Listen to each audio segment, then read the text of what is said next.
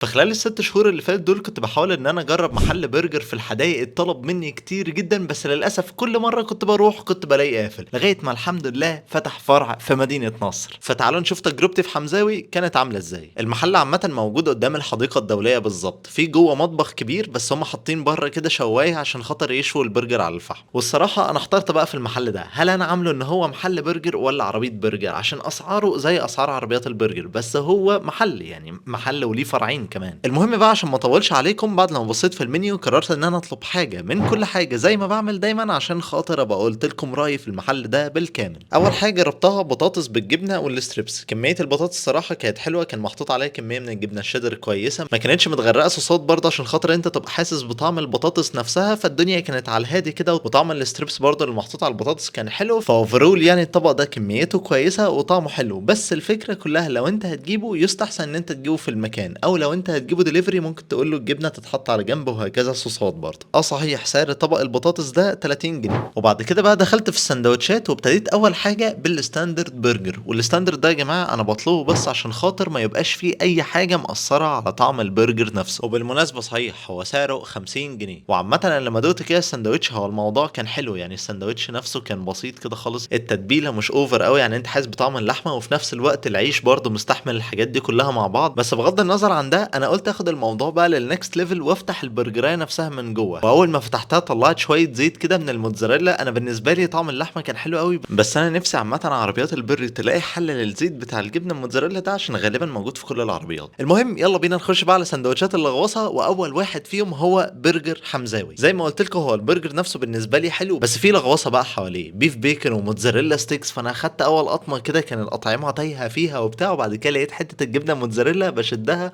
الله اكبر على الشده، الله اكبر. يعني انا كنت بقول لكم بلاش الموتزاريلا ستيكس من على العربيات، بس الصراحه هي الموتزاريلا ستيكس هنا كانت معموله حلو. وبالنسبه لي البيف بيكن لو كانت حط سيكه كده بس على الجريل كان هيفرق في الطعم بالنسبه لي. بس اوفرول السندوتش على سعره حلو جدا، السندوتش ب 60 جنيه. وجربت بعدها بقى من هناك الستاندرد تشيكن برجر سعره 50 جنيه. هو بيكون عباره عن مفروم فراخ محشيه من جوه جبنه شيدر. انا بالنسبه لي الصراحه ساعه لما جربته هو طعمه لطيف، بس البرجر اللحمه صراحه كان احلى بكتير. وغير بقى سندوتشات البرجر فكان فيه هناك فرايد تشيكن. انا صراحه جربت السندوتش من هناك، هو كان سعره 50 جنيه، محطوط كده جواه قطعتين من الستريبس الصراحه كبار. انا بالنسبه لي انا ما بفضلش ان السندوتش يكون فيه ستريبس، بفضل انها تكون قطعه فراخ ماليه السندوتش كله. بس يعني بغض النظر الفراخ الصراحه كان طعمها حلو، بس المشكله كلها ان فيهم قطعه ما كانتش كملت سواها، فالحته دي بس كانت محتاجه تتظبط سنه. بس بغض النظر الحته التانيه صراحه كان طعمها حلو جدا. واخر حاجه بقى جربتها من هناك هو حواوشي بالجبنه الشيدر سعره 30 جنيه. الجبنه الشيدر الصراحه في الحواوشي كانت كتير، اللحمه التتبيله بتاعتها كانت كويسه، العيش من بره كده كان محمص وبتاع، بس كان في حته كده في اللحمه انا كنت حاسس انها مفروله سنه. يمكن ده عشان انا اكلت اول ما طلع من الفحم على طول. بس ملخصا بقى للفيديو ده، تاكل ايه لما تروح حمزاوي؟ انا بالنسبه لي البرجر بانواعه كان حلو جدا، بالذات برجر حمزاوي ده الموتزاريلا ستيكس اللي فيه الصراحه كانت حلوه قوي. الفرايد تشيكن بغض النظر عن الحته اللي ما كانتش كملت سواها دي، بس هي عامه كان طعمها جامد، هي والفرايز اللي بالستريبس والجبنه. وفي الاخر بقى شكرا جدا ليكم لو انتوا لسه بتتفرجوا لغايه دلوقتي. كان معكم اباظه من قناه لايف ويز اباظه.